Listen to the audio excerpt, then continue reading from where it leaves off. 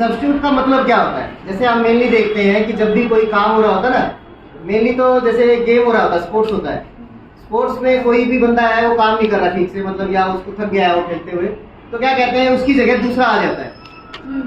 जब किसी एक की जगह पर कोई दूसरा उसी काम को करने के लिए आ जाए या उसको रिप्लेस कर दिया जाए किसी और से, तो हम कहते हैं ये उसका सब्स्टिट्यूट है। सब्स्टिट्यूट मतलब उसकी जगह अब ये आ गया। तो ये मेथड भी हमारा सब्स्टिट्यूशन मेथड ऐसा ही है कि हम इसमें सब्स्टिट्यूट करते हैं। क्या सब्स्टिट्यूट करते हैं? क्योंकि मैंने तुम्हें पहले ही बताया कि जब कोई हम इक्वेशन लेते हैं, इक्वेशन इन टू वेरिएबल्स जो हमारा टॉपिक है, linear equation in two variables की स्टैंडर्ड फॉर्म जब हम लिखते हैं तो इसमें हम क्यों वैल्यू फाइंड आउट नहीं कर पाते एक्स और वाई की, क्योंकि वेरिएबल 2 है इसमें। अगर एक सिंगल वेरिएबल होता तो वैल्यू फाइंड आउट कर ली होती। जैसे इक्वेशन होती थी सिंगल वेरिएबल में, कैसे बनती है equation? ax plus b equal to 0। तो अगर एक सिंपल इक्वेशन है वन वेरिएबल में तो ax plus b equal to 0 की फॉर्म में होगी। हम आराम से इनको रिप्लेस करके राइट साइड में ले जाके हम सोल्व कर सकते हैं x की वैल्यू फाइंड आउट। इसमें 2 वेरिएबल्स है इसीलिए ऐसा नहीं कर सकते। तो यहाँ हम क्या करेंगे सब्स्टिट्यूट मेथड में, सब्स्टिट्यूशन मेथड में हम जो 2 वेरिएबल्स में हमें 2 इक्वेशन दे रखी है ना अलग अलग, उनमें से किसी एक इक्वेशन की हेल्प से उनको 1 वेरिएबल में कन्वर्ट करने की कोशिश करेंगे। 2 वेरिएबल से 1 वेरिएबल में, और जब 1 वेरिएबल में कन्वर्ट हो जाएगी तो उस 1 वेरिएबल की वैल्यू फाइंड आउट कर लेंगे। ठीक है, तो यहाँ हम एक एग्जांपल लेते हैं, एक टू लीनियर इक्वेशंस लेते हैं और उनको सोल्व करते हैं सब्स्टिट्यूशन मेथड से। देखते हैं कैसे कर सकते हैं। जैसे एक प्रॉब्लम है हमारे पास 7x minus 15y is equal to 2, और दूसरी इक्वेशन है हमारे पास x plus 2y is equal to 3। अब ये 2 इक्वेशंस है, 2 वेरिएबल्स में सिंगल किसी भी एक इक्वेशन को यूज करोगे तो x y की वैल्यू नहीं है। अब कर क्या सकते हो तुम इसमें, दोनों में से कौन सी इक्वेशन थोड़ी ज्यादा इजी लगती है, जिसमें इजीली किसी एक वेरिएबल के अंदर क्रम में दूसरे वेरिएबल की वैल्यू को रिप्रेजेंट कर सकते हैं। जैसे इसमें है, इसमें हम x के लिए इजीली वैल्यू फाइंड आउट कर सकते हैं।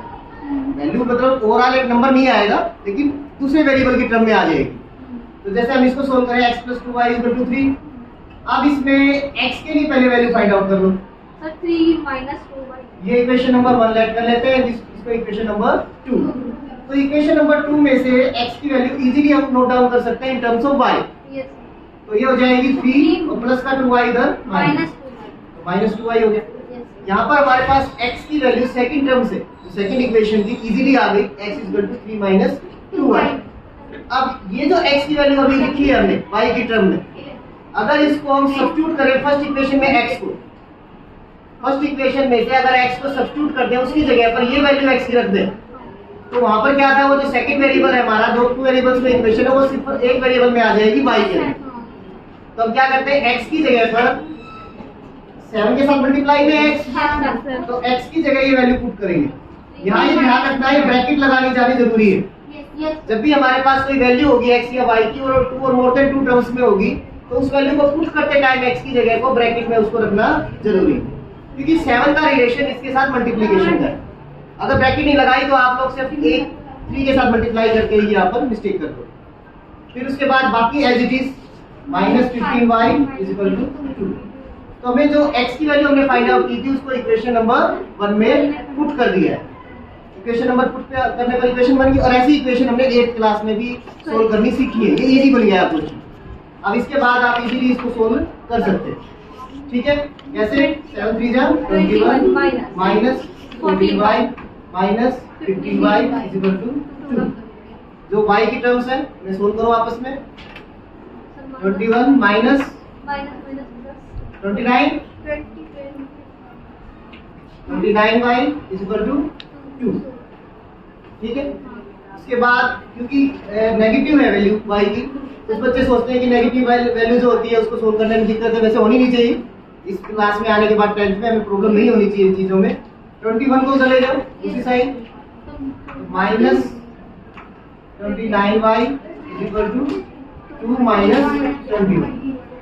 माइनस 29y किसके इक्वल हो गया? Minus 19 minus 19। y की वैल्यू क्या बन जाएगी? माइनस 20। तो ये 19 बाई 20 सही है। Yes sir. y की वैल्यू फाइंड आउट होगी, और जब एक वेरिएबल की वैल्यू फाइंड आउट हो जाती है तो जो टर्म आपने यूज की थी इसमें आपने x की वैल्यू सब्स्टिट्यूट की थी जो उसमें ही बेशक आप डायरेक्ट पुट करके y की वैल्यू आप x की वैल्यू भी निकाल सकते हैं। जैसे इसमें ही इसी क्रम के अंदर x equal to 3 minus 2y है, तो 3 माइनस 2y की जगह पे यही वैल्यू पुट करो 19/29।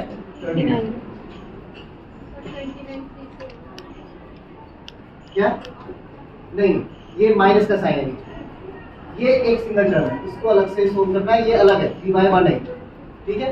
इसको एलसीएम लेके सोल्व करोगे 3/1, इसमें अगर कुछ और नहीं कर सकते तो 2 मल्टीप्लाई हो जाएगा 19 के साथ 38/29 और एलसीएम लेके इसको सोल्व करके इस वैल्यू को भी फाइंड आउट कर लो, ठीक है।